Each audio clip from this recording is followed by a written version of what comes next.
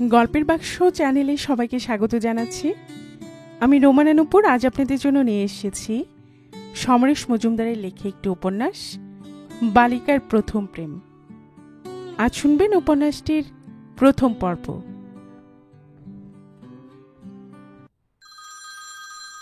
টেলিফোনটা বাজছিল।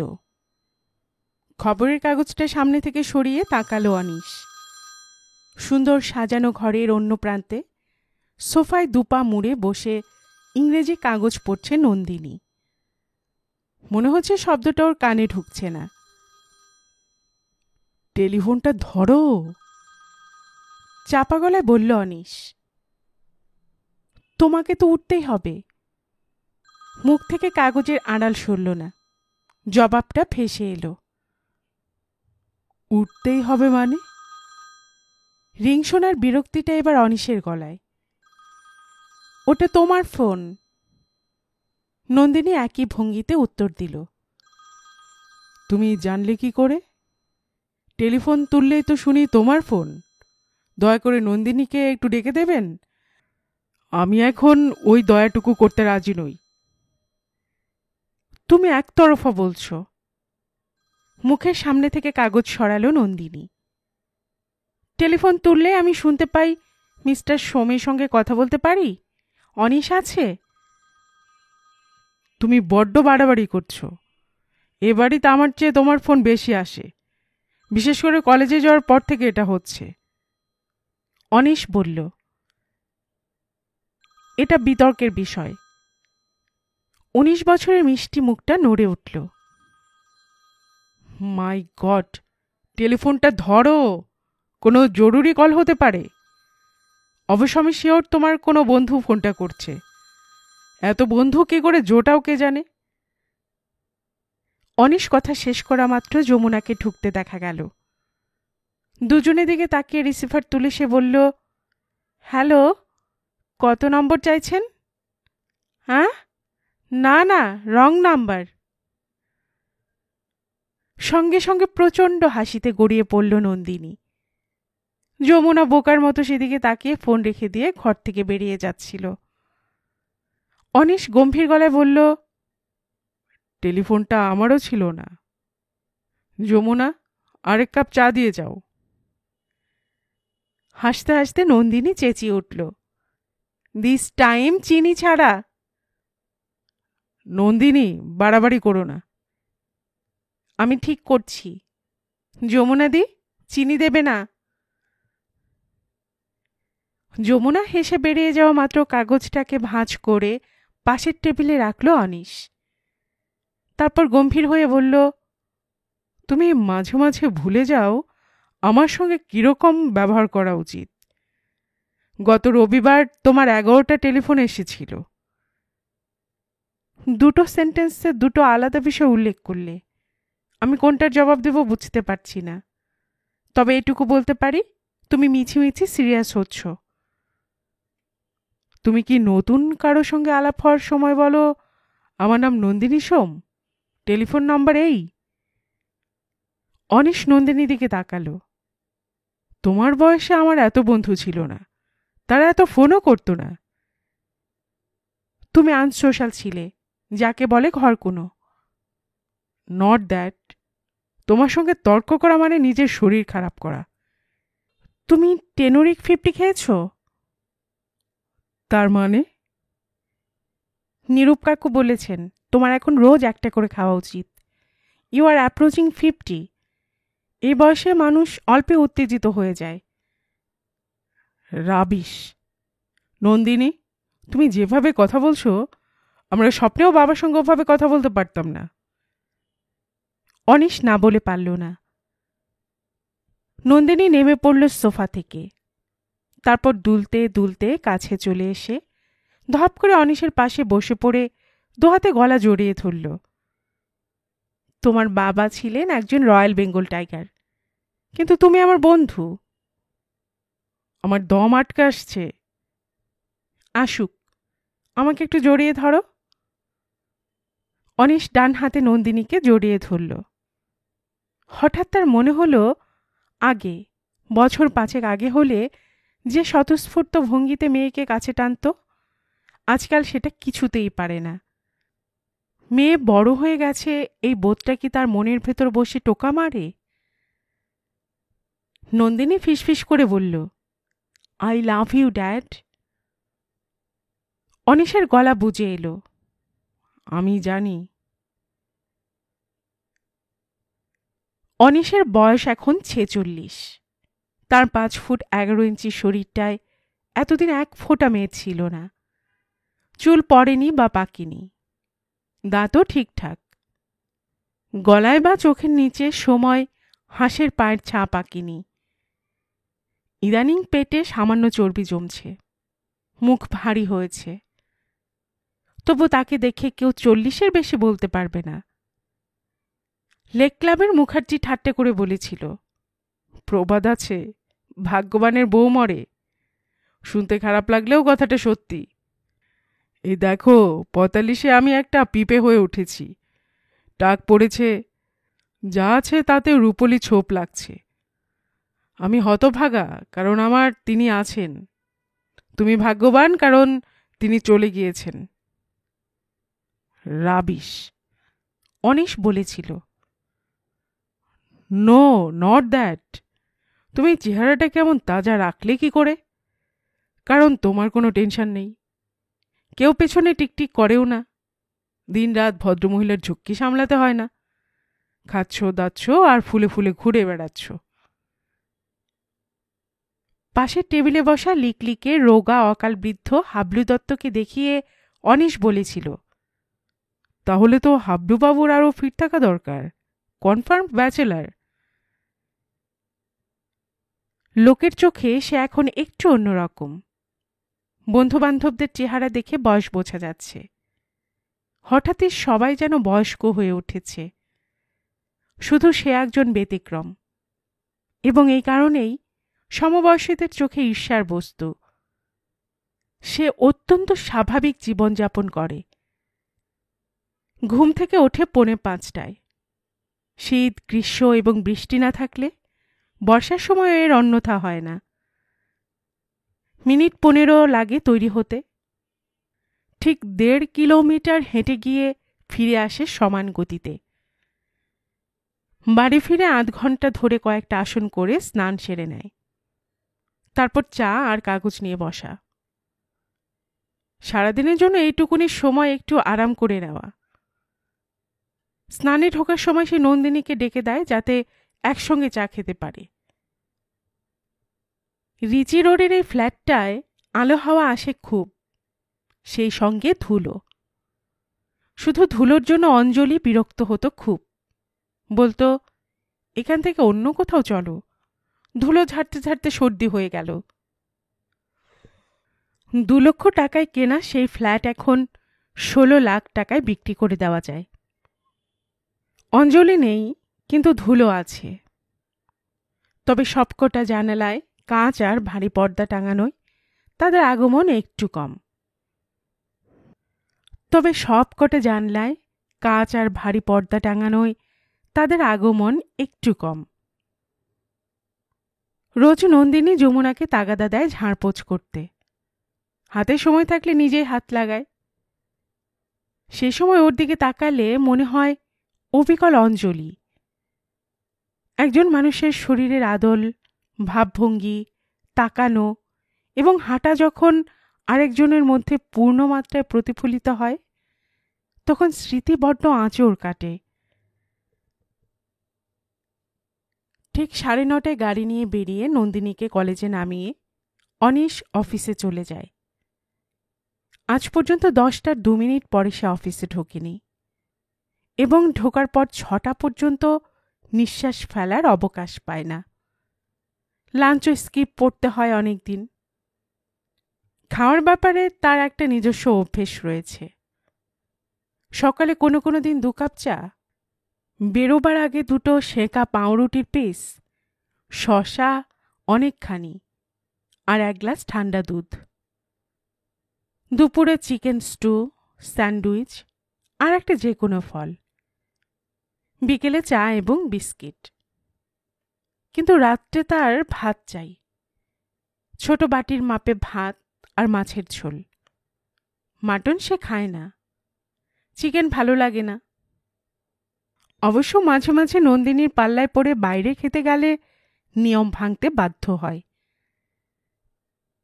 রাত 8টা নাগাদ 2টো হুইস্কি খাওয়া অনিশের অনেক দিনের অভ্যেস। বই পড়তে পড়তে 2টো গ্লাস খালি হওয়া মাত্র মেয়েকে ডেকে রাতের খাবারের টেবিলে বসে পড়ে সে। জ্ঞান হবার পর থেকেই নন্দিনী বাবাকে দেখছে 2 পেগ হুইস্কি খেতে। ওর চোখে ব্যাপারটার কোনো আলাদা মূল্য নেই। এই জীবনযাপন করে অনিশ 40-এর শেষ প্রান্তে এসেও প্রায় যুবক হয়ে আছে। বন্ধু বান্ধবের দেওয়া পার্টিতে গিয়েও সে বেনিয়ম করে না। একবার তো মুখার্জি বলেই ফেলল, এইভাবে পুতু করে বেঁচে থেকে কি লাভ? তুমি ওপেনিং ব্যাটসম্যান হিসেবে নেমে শেষ পর্যন্ত নট আউট থাকলে 2 দিনে 40 রান করো, আর আমি আধ ঘন্টায় ঝড়ের মতো 50 করে আউট হয়ে গেলাম বেপরোয়া ব্যাট চালিয়ে। সেটাই জীবন। যতদিন বেঁচে থাকবে প্রতিটি মুহূর্ত চুটিয়ে আনন্দ করো। অনিশ বলেছিল, একজন যদি ধরে ব্যাট না করে তাহলে টিমটা দাঁড়াবে কি করে? তুমি ঝড়ের মতো ব্যাট করার সুযোগই পাবে না। তাহলে ভুলে যাচ্ছ, আমার স্ত্রী যখন মারা গিয়েছিলেন তখন নন্দিনীর বয়স ছিল 2 দিন। ওকে দাঁড় করাতে আমাকে এইভাবে ব্যাট করতে হয়েছে, কোনো রিস্ক না নিয়ে। মুখার্জি আর কথা বাড়ায়নি। অঞ্জলি চলে গিয়েছে 19 বছর আগে, কিন্তু রেখে গিয়েছে ওর গায়ের গন্ধ, চাহনি, গলার স্বর এবং আরো অনেক কিছু। 2 দিনের শিশুকে তিল তিল করে বড় করে তোলার সময় অনিশ সেসব আবিষ্কার করেছে একটু একটু করে। একে কি উজ্জ্বল উদ্ধার বলে? কে জানে। 19 বছরের নন্দিনী মাথায় 5 ফুট 5। ঈশ্বর তার শিল্প সম্পূর্ণ করে এখন দায়মুক্ত। আর 10টা মেয়ের সঙ্গে থাকলে প্রথমে নন্দিনীর দিকে চোখ পড়বে। 13-14 বছর বয়স যখন ওর, তখন থেকে একটা ভয় অনিশকে সবসময় ছুঁয়ে আছে। কেউ যেন ওকে ভুলিয়ে ভুল না করায়। নিজেকে বাবার জায়গা থেকে বন্ধুর জায়গায় নিয়ে এসেছিল সে। যেসব কথা বাবা হিসেবে বলা যায় না, তা বন্ধু হিসেবে স্বচ্ছন্দে বলা বা শোনা যায়। তার ফলে মেয়ে এখনো অকপট তার কাছে। সারা দিনে কি ঘটেছে তা গড়গড় করে বলে ফেলে ডিনার টেবিলে বসে। 16-17 বছর বয়সের মেয়েকে কেউ প্রেমপত্র দিলে কোনো বাবার মাথার ঠিক থাকার কথা নয়। কিন্তু মেয়ে যখন বলে, ছেলেটা নিশ্চয়ই ইংরেজিতে ভালো নম্বর পায় বাবা, একটা ভুল খুঁজে পেলাম না। ছেলেটা কে? আমার সঙ্গে পড়ে অনুশ্রী, ওর দাদা। কিভাবে চিঠিটা তোমার হাতে এলো? অনুশ্রীকে পৌঁছতে স্কুলে এসেছিল। তোমার গাড়ি থেকে নেমে গেট দিয়ে ঢুকতে যাচ্ছি, এমন সময় এক্সকিউজ মি বলে খামটা দিয়ে চলে গেল। তুমি কি করলে? ভেতরে ভেতরে খেপে যাচ্ছিল অনিশ। পড়লাম, পড়ে অনুশ্রীকে দেখালাম। সে কি বলল? বলল, তুই খুব লাকি, দাদা এর আগে কাউকে লাভ লেটার দেয়নি। চিঠিটা শুনবে বাবা? চট করে এটো হাতেই মেয়ে উঠে গেল। অনিশ ভাবছিল কি করা যায়। ওর স্কুলে গিয়ে কমপ্লেন করবে না অনুশ্রীর বাবার সঙ্গে কথা বলবে। টেবিলে ফিরে এসে মেয়ে যে চিঠি পড়ল তার বাংলায় এরকম: আমি আজ পর্যন্ত তোমার মতো সুন্দরী মেয়ে দেখিনি। পৃথিবীতে এমন সুন্দরী মেয়ে থাকতে আমি তার সঙ্গে বন্ধুত্ব করব না, এমন হতেই পারে না। তুমি কি রাজি আছো? রাজি থাকলে আমার বোনকে বলে দিও, তোমার কৃপা প্রার্থী রাজ। তারপর অনিশের গলার স্বর অন্যরকম হয়ে গেল। মেয়ে মুখ তুলল। কি হলো তোমার? কিছু না। তারপর? তারপর আবার কি?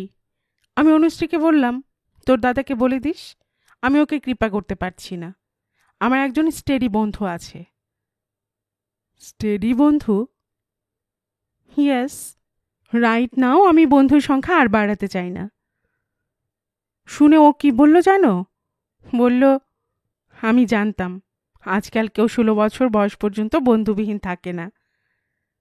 জানিস, দাদা খুব দুঃখ পাবে বলে হো হো করে হেসে উঠেছিল নন্দিনী। আর অনিশ এক নিঃশ্বাসে জিজ্ঞাসা করল, মিথ্যে কথা বললে কেন? ও মা, মিথ্যে বললাম কোথায়? তোমার আবার স্টেডি বন্ধু কোথায়? কেন, তুমি? সঙ্গে সঙ্গে বুকের ওপর চেপে বসা ওজনটা যেন নেমে গিয়েছিল। তারও অনেকদিন পরে সে মেয়েকে বলেছিল, মেয়েদের জীবনে বাবা দাদা ছাড়া অন্য পুরুষের প্রয়োজন হয়, কিন্তু সেই প্রয়োজনটার জন্য ঠিক সময় পর্যন্ত অপেক্ষা করা দরকার। অনাত্মীয় কোনো ভালো বন্ধুও তোমার হতেই পারে, কিন্তু সেই বন্ধুটির সঙ্গে তুমি এমন কিছু করো না যাতে জীবনটা জড়িয়ে যায়। কেন করব না? তুমি নিজে এবং সে যতক্ষণ না পৃথিবীর সমস্ত অস্ত্রের সঙ্গে লড়াই করার ক্ষমতা অর্জন না করছো, ততক্ষণ নিজেকে কারো সঙ্গে জড়িয়ে ফেলো না। আমি জানি। কি জানো? আমি আর 5টা মেয়ের মতো নই। আমার ভাই নেই, বোন নেই, মা চলে গিয়েছে জন্ম দিয়েই। আমার যা কিছু অস্তিত্ব তা তোমার জন্যই। ভুল। তুমি আর 5জনের মতো স্বাভাবিক মানুষ। আমি বলতে চাইছি, নিজেকে তৈরি করার আগে এসব ব্যাপারে জড়িও না। ঠিক, কিন্তু বাবা, ভালোবাসা যে একটা বিচ্ছিরি সংক্রামক অসুখ। মাই গড, এটা কে বলল তোমাকে? আমার ক্লাসের একটা মেয়ের কাছে কোটেশনের বই আছে, তাতে পড়েছি। আর সত্যি যদি ওটা অসুখ হয়, তাহলে আমি তার থেকে দূরে থাকব। অনিশ হাঁপ ছেড়ে বেঁচেছিল।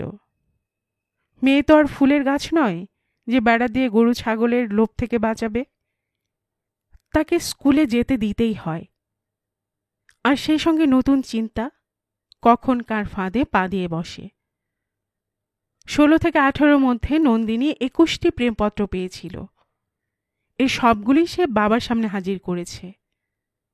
মোটামুটি বিষয় একই থাকত, ভালো ইংরেজি থেকে ভুল বাংলার প্রদর্শনী ওই চিঠিগুলো। বেশিরভাগ চিঠির শেষে নাম থাকত না। চিঠির বয়ানে ইঙ্গিত থাকত, এবং সেই ইঙ্গিত মতো আচরণ করলে প্রেমপত্র লেখক নাকি বুঝে নেবে। এদের মধ্যে একজন অতিই চালাক। সে পরিষ্কার ইংরেজিতে লিখত, ঈশ্বর আমাদের পৃথিবীতে পাঠিয়েছেন কিছুদিন ভালো থাকার জন্য। তোমাকে দেখে আমার মনে হয়েছে আমাদের বন্ধুত্ব হলে দুজনেই বেশ ভালো থাকব। আমি আর কিছু চাই না, শুধু অনাবিল বন্ধুত্বই আমার কাম্য। এই চিঠিকে আবার প্রেমপত্র বলে ভুল করো না। আমার টেলিফোন নম্বর লিখে দিচ্ছি, ফোন করো। নন্দিনী চিঠিটা চেঁচিয়ে পড়েছিল, তারপর বলল, অদ্ভুত। অনিশ অস্বস্তি নিয়ে জিজ্ঞাসা করল, কেন? এত লোক থাকতে আমার সঙ্গে বন্ধুত্ব চায় কেন? তুমি ওকে চেনো? না, অলোক দত্ত। একটা ফোন করে জিজ্ঞাসা করব? কি দরকার, ইগনোর করো।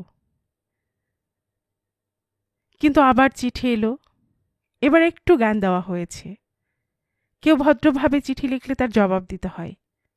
অল্প বয়স থেকে এই অভ্যেসটা তৈরি না হলে বড় হলে সমাজ অথবা দেশ কিভাবে উপকৃত হবে, ইত্যাদি ইত্যাদি।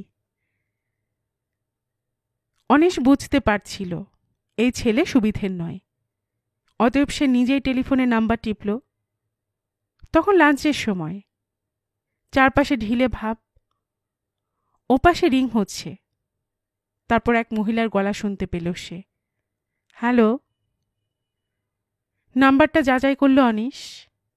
ঠিক নম্বর জানার পর জিজ্ঞাসা করল, আমি অলোক দত্তর সঙ্গে কথা বলতে চাই। আপনি? আমার নাম অনিশ সোম।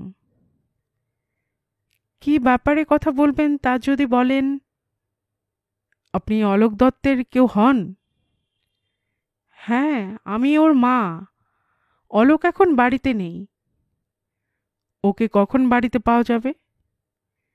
সন্ধ্যের মধ্যে ফিরে আসবে। কিন্তু ব্যাপারটা কি?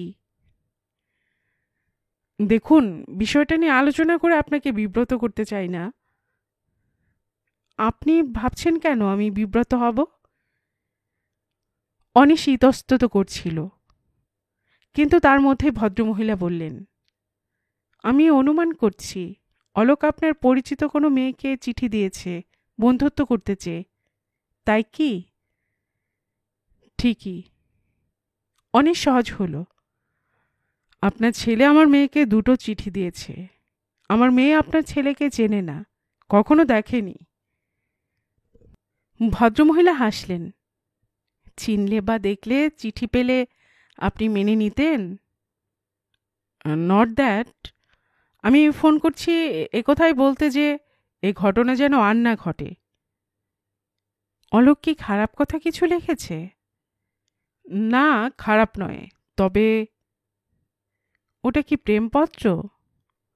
না, তা নয়, কিন্তু ব্যাপারটা সেদিকে গড়িয়ে যাবে মিসেস দত্ত। মিস্টার সোম, আমি নিজে এই নিয়ে সমস্যায় আছি। শুধু আপনার মেয়ে নয়, অলোক অন্তত জনা10 মেয়েকে ওই চিঠি লিখেছে।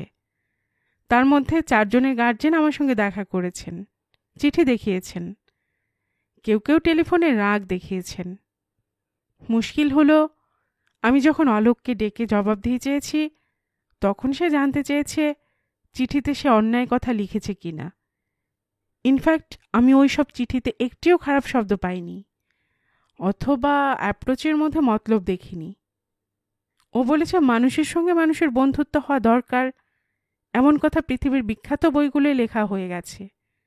সেসব পড়ে উদ্বুদ্ধ হয়ে সে বন্ধুত্ব করতে চেয়েছে। আপনার ছেলে কি করে? এবার শিবপুরে ভর্তি হয়েছে, 18 বছর বয়স।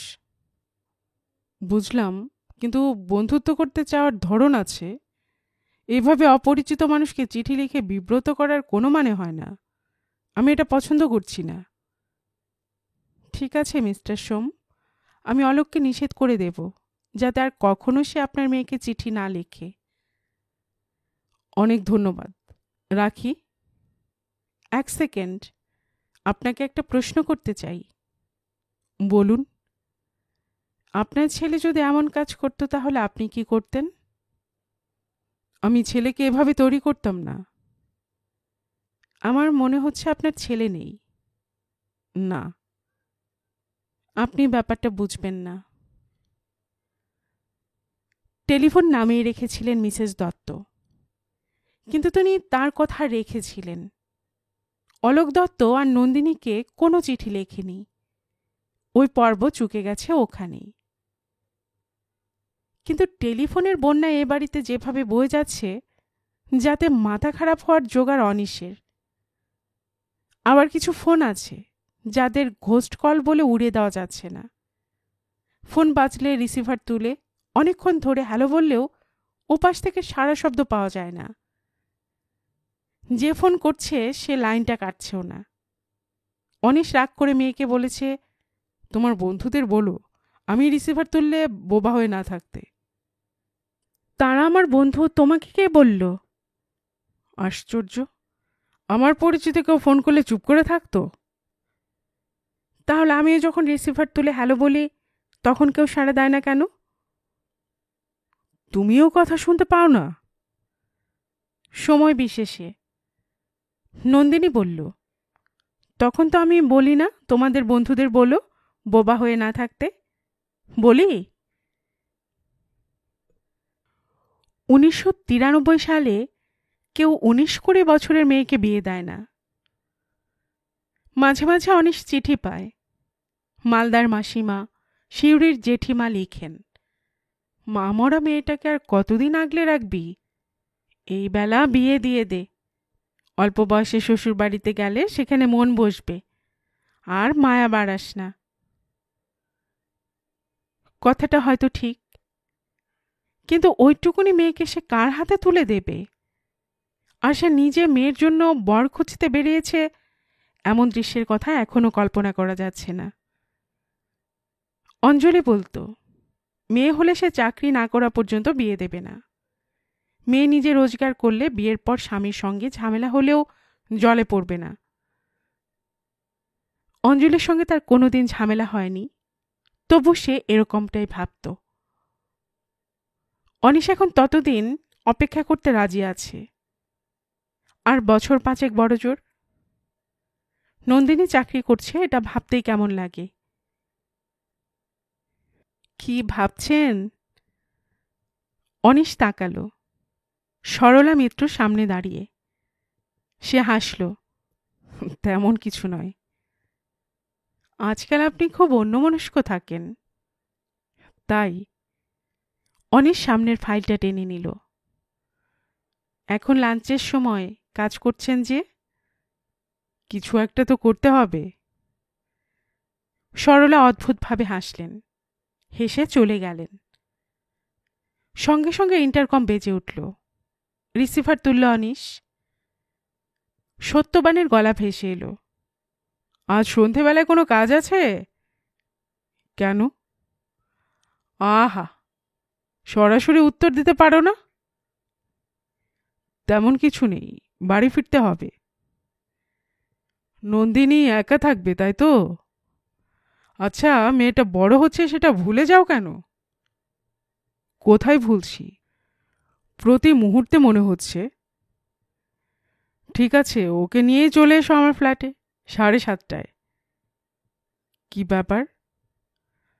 আর বলো না, 25 বছর আগে এই দিন ভদ্রমহিলা আমার ঘাড়ে চেপেছিলেন। দিনটা আমার খেয়ালে ছিল না। সকালে উঠে তিনি চেঁচামেচি শুরু করেছেন, তিনি নাকি আমার গলগ্রহ হয়ে আছেন। অতএব তাকে শান্ত করতে আজ একটা ছোটোখাটো পার্টি দিতে হচ্ছে। হঠাৎই ঠিক করতে হচ্ছে বলে ঠিক ম্যানেজ করতে পারছি না। যদি না আসো, আমার কপালে দুর্ভোগ বাড়বে। সত্যবান করুণ গলায় বলল। হেসে ফেলল অনিশ। ঠিক আছে, দেখছি। বিকেল বিকেল বাড়ি ফিরল সে। বেল টিপতে দরজা খুলল যে, তাকে দেখে একটু থতমত হয়ে গেল। বেশ মোটাসোটা চেহারার ছেলেটির হাতে সিগারেট। জিজ্ঞাসা করল, কাকে চাই আপনার?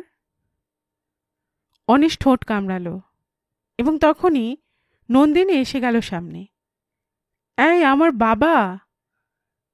ছেলেটি হকচকিয়ে সরি গোছের কিছু অর্ধেক বলে সরে দাঁড়াল। নন্দিনী এগিয়ে এসে অনিশের হাত ধরল। বাবা, এরা আমার সঙ্গে পড়ে। হাত তুলে সে পরিচয় করিয়ে দিল। এ হচ্ছে সৌমিত্র, স্বপ্নাশিস, নীরজ। ঘরে ঢুকে অনিশ লক্ষ্য করছিল সিগারেটের ধোঁয়ায় ঘর ভর্তি হয়ে গেছে। 3 জন সেগুলো লুকোনোর চেষ্টা করছে না। সে মাথা নাড়ল। ও আচ্ছা, বসো তোমরা। ভেতরে চলে এলো অনিশ। যমুনা দাঁড়িয়ে আছে কিচেনের সামনে। বোঝাবুঝি হতে চোখ সরিয়ে নিল। অনেক দিনের লোক। নন্দিনীর শৈশবে এ বাড়িতে এসেছে। ওকে দেখে কিছু জিজ্ঞাসা করার ইচ্ছে হওয়া সত্ত্বেও সামলে নিল সে। নিজের ঘরে ঢুকে জুতো খুলে বিছানায় লম্বা হয়ে শুয়ে পড়ল। তার মনে হচ্ছিল নন্দিনীকে একটু বেশি মাত্রায় স্বাধীনতা দেওয়া হচ্ছে। অঞ্জলি থাকলে কখনো ওই 3টে হতভাগা বাইরের ঘরে বসে সিগারেট ফুঁকতে পারত না, সাহসী পেত না। অথচ তার সামনে কেমন স্মার্ট ভঙ্গি নিয়ে দাঁড়িয়েছিল ওরা। এমন খালি ফ্ল্যাটে 3টে ছেলের সঙ্গে আড্ডা মারার কি দরকার? অনিশ গলা তুলে বলল, যমুনা, নন্দিনীকে একবার ডেকে দাও তো। কয়েক সেকেন্ডের মধ্যেই নন্দিনী এলো।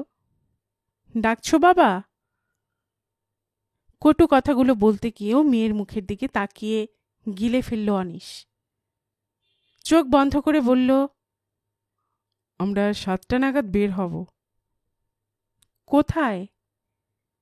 সব প্রশ্নের কৈফিয়ত দিতে হবে নাকি? কৈফিয়ত বলছো কেন? জানতে চাইতে পারি না? সত্যবানের বাড়িতে। ওদের 25th ইয়ার আজকে। ও বাবা, ওখানে গিয়ে আমি ভীষণ বোর হব। ও তোমাকে নিয়ে যেতে বলেছে। প্লিজ বাবা, সবাই আমার চেয়ে অনেক বড়। মাঝে মাঝে নিজের কথা না ভাবলেই পারো। ওকে, 7টা তো, এখন অনেক দেরি আছে। নন্দিনী চলে গেল তার বন্ধুদের কাছে। যে কথাটা বলার জন্য ওকে ডেকেছিল সে কথা না বলতে পেরে অনিশের বেশ অস্বস্তি হচ্ছিল। সে সময় যমুনা চায়ের কাপ নিয়ে ঢুকল। অনিশ জিজ্ঞাসা করল, ওদের চা দিয়েছ? হ্যাঁ, চা আর চিকেন প্যাটিস। ওটা আবার কে নিয়ে এলো? খুকু আমাকে আনতে দিয়েছিল। আপনি খাবেন? না। চায়ে চুমুক দিয়ে অনিশের মনে হলো যমুনা আজকাল খুব ফাঁকি দিয়ে কাজ করছে। এটা চা বলে মনেই হচ্ছে না। নন্দিনী বন্ধুদের গেলাবার জন্য টাকা দিয়েছে যমুনাকে, আর যমুনা চিকেন প্যাটিস কিনে এনেছে। চমৎকার। হঠাৎ প্রয়োজন হলে খরচের জন্য কিছু টাকা ড্রয়ারে রাখা থাকে। নন্দিনী সেটা খরচ করে। তার মানে এই নয় বাড়িতে ডেকে এনে বন্ধুদের সেই টাকায় খাওয়াতে হবে। এক সময় নন্দিনী ফিরে এলো। তুমি এখনো শুয়ে আছো যে? শরীর খারাপ? না। তাহলে মেজাজ ঠিক নেই না? আমি ঠিকই আছি। কটা বাজে? 6:30। কিন্তু তোমার মুখ বলছে তুমি ঠিক নেই। আমি একটা কারণ ভাবতে পারছি, কিন্তু সেটা সত্যি হলে আমার খারাপ লাগবে। তোমার ভাবনাটা ঠিক কি তা জানতে পারি? স্বপ্নাশিসটা এসেছিল বলে তুমি রেগে গেছো? যে দরজা খুলেছিল তার নাম? ওর নামই তো স্বপ্নাশিস। তুমি এই ঘরে চলে আসার পর সবাই মিলে ওকে টিচ করছিলাম আমরা। বেশি স্মার্ট হওয়ার চেষ্টা করছিল তোমাকে দেখে। এরা তোমার সঙ্গে পড়ে? হ্যাঁ, শুধু সৌমিত্র 1 বছরের সিনিয়র। এরা কি প্রয়োজনে এসেছিল এখানে? জাস্ট আড্ডা মারতে। এটা আড্ডা মারার জায়গা? বারে, তুমি তো বলেছিলে রাস্তায় রাস্তায় বন্ধুদের সঙ্গে না ঘুরে বেরিয়ে বাড়িতে বসে কথা বলতে, বলনি? বলেছিলাম, কিন্তু তার মানে এই নয় যে ঘরে সিগারেটের চিমনি জ্বালবে। ও, বেশি সিগারেট খাওয়াতে তোমার আপত্তি? ওদের বলে দেব। নন্দিনী হাসল। সৌমিত্র সিগারেট খায় না। স্মোকিংয়ের বিরুদ্ধে সমস্ত লজিক ওর ঠোঁটস্থ। গুড। কিন্তু ও কি করতে আসে? তোমার সিনিয়র বললে তো। গল্প করতে আসে। হঠাৎ নন্দিনী শক্ত হয়ে গেল। তুমি কি চাও না ওরা আমাদের বাড়িতে আসুক? আমি সে কথা বলিনি। যাও, তৈরি হও। বাবা, আমাকে যেতেই হবে? হ্যাঁ, দৃঢ় গলায় বলল অনিশ। সত্যবানের বাড়িতে পৌঁছতে একটু দেরি হয়ে গিয়েছিল। সালোয়ার কামিজ থেকে শাড়ি দুবার বদলেও খুঁতখুঁতে থাকল নন্দিনী। এটা ওর মায়ের কাছ থেকে পেয়েছে। কোথাও যেতে হলে একেবারে শাড়ি পছন্দ করতে পারত না অঞ্জলি। হয়তো এ ব্যাপারেও রক্ত কথা বলে। তাকানোর ভঙ্গি বা হাঁটা চলায় না দেখা মা এসে যাচ্ছে, কিন্তু পছন্দ অপছন্দের এমন মিল হয় কি করে? সাজলে নন্দিনীকে চমৎকার দেখায়। প্রায় কানের কাছে উঠে এসেছে মেয়ে। গাড়ি থেকে নেমে পাশাপাশি হাঁটার সময় বেশ ভালো লাগলো অনিশের। যারা জানে না তারা প্রথমবার দেখে ভুল করে। বাবা মেয়ের সম্পর্ক নাকি কিছুতে তাদের মাথায় আসে না। আসার সময় নিউ মার্কেট থেকে ফুল কিনেছিল ওরা। সেটা এখন নন্দিনীর হাতে। ভেতরে ঢুকতেই হইচই পড়ে গেল। এরই মধ্যে জনা আটেক পেয়ার এসে গিয়েছে।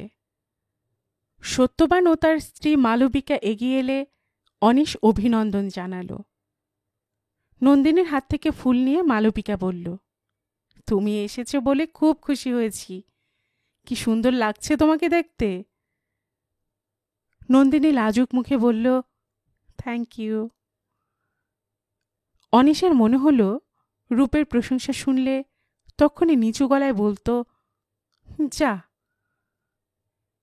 2 প্রজন্মে পার্থক্য তো হবেই।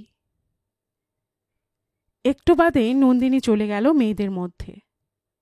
ওর সমবয়সী কেউ না থাকায় অস্বস্তি হওয়ার কথা, কিন্তু সবাই ওকে ঘিরে কথা বলছে দেখে নিশ্চিত হলো anise.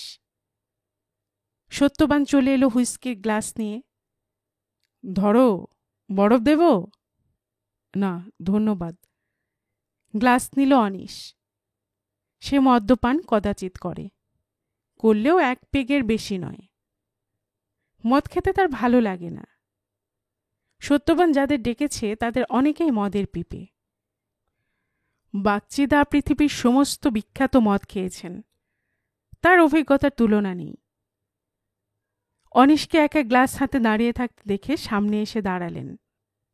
Good evening brother, whisky খাচ্ছ? বাঙালিরা যেভাবে হুইস্কি খায় তা দেখলে আমার শরীর খারাপ হয়ে যায়। 4 চামচ পায়েস 1 বাটি জলে গুলে খেলে ওরকমই হবে। পাতলা না করে আমরা কিছু খেতে পারি না। Very bad. যাকগে, ওটি যে তোমার মেয়ে তা দেখলে বিশ্বাস হয় না। 2-1 বছরের মধ্যে বিয়ে দিতে চাইলে আমাকে স্মরণ করো। আমার একটি পুত্র সন্তান আছে, বছর 25 বয়স। জোকা থেকে বেরিয়ে মোটা মাইনের চাকরি করছে ছোকরা। গিন্নির বাসনা পাত্রীস্থ করেন। তোমার মেয়েকে তার পছন্দ হয়েছে। কি করে বুঝলেন? ওই যে দেখো, সোফায় হাত ধরে বসে আছেন। ও এখনো ছেলে মানুষ, পাশটাস করুক, নিজের পায়ে দাঁড়াক। এই সময় সত্যবান এগিয়ে এসেছিল। বলল, আসলে মেয়ে চলে গেলে অনিশ এই বয়সে একা হয়ে যাবে বলে ওসব এখনই ভাবতে পারছে না। আচ্ছা বাগচিদা, মেয়ের বিয়ে দিয়ে অনিশের আরেকটা বিয়ে করা উচিত, তাই না? ওর যা চেহারা তাতে প্রচুর পাত্রী পাওয়া যাবে। আমাদের অফিসের সরলা মিত্র তো মুখে আছে। বাগচিদা বললেন, বিয়ে করতেই হবে তার কি মানে আছে? স্টে টুগেদার যখন চালু হয়ে গেছে। আমি কোনো মহিলাকে বিয়ে না করে একসঙ্গে থাকলে আপনি আমার মেয়েকে পুত্রবধূ করবেন? তরল গলায় প্রশ্নটা করল অনিশ। ভদ্রলোক মাথা দোলালেন। আমার আপত্তি নেই ভায়া, তবে বাঙালি ছেলের কাছে বিয়ে আর স্টে টুগেদারের কোনো পার্থক্য নেই। এমন জড়িয়ে পড়ে যে ঝাড় না খাওয়া পর্যন্ত চৈতন্য হয় না। জলে নামো কিন্তু চুল ভিজো না ভাই। এই সময় একজন সুন্দরী ঠুকলেন ফুল নিয়ে। মালবিকা তাকে জড়িয়ে ধরল। বাগচি বললেন, অ্যান্টিক সুন্দরী এলেন, তোমার সঙ্গে আলাপ আছে অনিশ? খুব সামান্য, 2-3 বার দেখেছি। অনিশ চুমুক দিল। মালবিকা নিয়ে এলো ভদ্রমহিলাকে। সত্যবতী সোম। নমস্কার বিনিময় হল। সত্যবতী বললেন, আপনার কথা মালবিকার কাছে এত শুনেছি যে আপনি আর আমার কাছে অপরিচিত নন। বাগচিদা বললেন, মালবিকা শুধু অনিশের কথা বলেছে বুঝি? হ্যাঁ, মানে ও ঠিকই করেছে। গল্প করতে হলে সুপুরুষদের কথা বলাই উচিত। বাগচিদা বললেন। সঙ্গে সঙ্গে মালবিকা প্রতিবাদ করে উঠল, আপনিও কম সুপুরুষ নন, কিন্তু আপনার কথা বলতে গেলে অল্প বয়সীরা সুযোগ পাবে না যে। অনিশ প্রতিবাদ করল, প্রায় 50-এ পৌঁছে গেছি, বয়স মোটেই অল্প নয়। ক্রমশ পার্টি জমে গেল। অনিশ লক্ষ্য করল সত্যবতী তার কাছাকাছি থেকে যাচ্ছেন। মালবিকা ওর হাতে একটা অরেঞ্জের গ্লাস দিয়ে গেছে। বাগচিদা সরে গেছেন অন্যদিকে। সত্যবান ব্যস্ত। সত্যবতী বললেন, আপনার সঙ্গে আলাপ করতে আজ এলাম। আমি এখানে আসবো আপনি জানতেন? হ্যাঁ, সত্যবতী টেলিফোন করেছিল যে। সত্যি 25 বছর ধরে ওরা মানিয়ে রয়েছে। কি ভালো না? সত্যবতী বালিকার মতো হাসলেন। আপনি একা এসেছেন? হ্যাঁ, আমি একাই। নিঃশ্বাস ফেললেন সত্যবতী। আপনার মেয়ে এসেছে? হ্যাঁ, ওই তো ওখানে রয়েছে। ওর খুব কষ্ট না? সেই কোন ছেলেবেলায় মাকে হারিয়েছে, একটা কষ্ট তো থাকবেই। আচ্ছা, আপনি বিয়ে করেননি কেন তারপরে? ও একজন মা পেত। হয়ে ওঠেনি। শুধু তাই? হ্যাঁ, আর কোনো কারণ নেই। আমারও ওই একই ব্যাপার। অরুণ যখন প্লেন ক্র্যাশে মারা গেল তখন আমার 25 বছর বয়স। সবাই বলল একা থাকার কোনো মানে হয় না। আমার অবশ্য কোনো ইস্যু ছিল না। আচ্ছা, আপনাকে টেলিফোন করলে কথা বলবেন তো? কি আশ্চর্য, কথা না বলার কি আছে? ধন্যবাদ। যাই, আপনার মেয়ের সঙ্গে গল্প করি। সত্যবতী এগিয়ে গেলেন নন্দিনীর দিকে। সেখানে নন্দিনী একজন সঙ্গী পেয়েছিল। ছেলেটি ওর সমবয়সী, কিন্তু গবেট ধরনের। নন্দিনী তাকে দিয়ে বিভিন্ন মানুষ সম্পর্কে মন্তব্য করিয়ে নিচ্ছিল। সুন্দরী সমবয়সিনীর উৎসাহে সে বাচাল হওয়ার চেষ্টা করছিল। সত্যবতী কাছে গিয়ে নন্দিনীর কাঁধে হাত রাখলেন। বাহ, কি সুন্দর দেখতে তুমি। ছেলেটি বলল, জুহি চাওলা? সত্যবতী অবাক হয়ে ছেলেটির দিকে তাকালেন। ও মা, এ কি কথা? ছেলেটি বলল, এখানে যারা আছে তাদের প্রত্যেকের একটা নাম দিয়েছি। ওরটা বাকি ছিল, দিয়ে দিলাম। আপনারও নাম দিয়েছি। নন্দিনী ধমকালো, আই, চুপ, তুমি বেশি কথা বলছো। কে ও? সত্যবতী জানতে চাইলেন। ওই যে আমার বাবা, অসিত সেন, হিন্দি ফিল্মের। সে যাকে দেখালো সেই ভদ্রলোক তখন ঘরের অন্য প্রান্তে মদের গ্লাস শেষ করছেন। তার চেহারা বিশাল। সত্যবতী হেসে ফেললেন। তুমি খুব ফাজিল। এবার যাও তো, আমি মেয়ের সঙ্গে গল্প করতে এসেছি। আমার নাম সত্যবতী। ছেলেটি বলল, আমি অন্য নাম দিয়েছিলাম। তুমি কে দিয়েছ তা আমি জানতে চাই না। সত্যবতী শক্ত গলায় বললেন। ছেলেটি মুখ সরিয়ে নিতে তিনি সহজ হলেন। কি পড়ো তুমি? কলেজে পড়ি। বাহ, কি নাম যেন? নন্দিনী। তোমার বাবার সঙ্গে আজ আলাপ হলো, কি মিষ্টি মানুষ। লোকে বাবাকে খুব গম্ভীর ভাবে। আমার তো মনে হলো না। তোমার? বাবা আমার বন্ধু। তাহলে আজ থেকে আমিও তোমার বন্ধু। আপনি কোথায় থাকেন? আমি বালিগঞ্জ প্লেসে। একদিন বাবাকে নিয়ে আসতে হবে আমার কাছে। আর কে কে আছে? আমি আর আমার মা। মায়ের বয়স হয়েছে। আপনি বিয়ে করেননি? হ্যাঁ, ও প্লেন অ্যাক্সিডেন্টে মারা গেছে। অনেক দিন হয়ে গেল। ভেবেছিলাম আর নয়, বাকি জীবনটা একাই থাকব। সত্যবতী বললেন, আপনার খুব কষ্ট না? নন্দিনী তাকালো। তুমি কি করে বুঝলে? আপনাকে দেখেই মনে হয়। যখনই কষ্ট হবে আমাদের বাড়িতে চলে আসবেন। আমাদের বাড়ির ঠিকানা আপনি জানেন? মালবিকার কাছে চেয়ে নেব। ও আমার খুব বন্ধু। সত্যি বলছো? আমি তোমার বাড়িতে গেলে তুমি খুশি হবে? হাসি মুখে তাকালেন সত্যবতী। নিশ্চয়ই, অকপট জবাব দিল নন্দিনী। কিন্তু তোমার বাবা যদি খুশি না হন? আমি বাবাকে বুঝিয়ে বলবো। আচ্ছা, এই ছেলেটা আমার কি নামকরণ করেছিল? নিচু গলায় জিজ্ঞাসা করলেন সত্যবতী। নন্দিনী ছেলেটার দিকে তাকালো।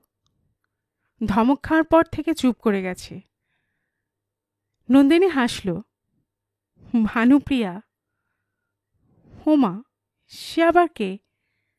চোখ বড় করলেন সত্যবতী। তামিল ছবির অ্যাক্ট্রেস, দারুণ ফিগার। কি অসভ্য, বড়দের নিয়েও এসব করে বুঝি? বলল বটে, কিন্তু নন্দিনী টের পেল সত্যবতী খুব খুশি হয়েছেন কথাটা শুনে। অন্যমনস্কভাবে উনি শাড়ির আঁচল ধরে টানছেন যাতে ফিগার স্পষ্ট হয়। তার মনে হলো এই ভদ্রমহিলা বাবাকে প্রেম নিবেদন না করে যাবেন না। ব্যাপারটা খারাপ হবে না।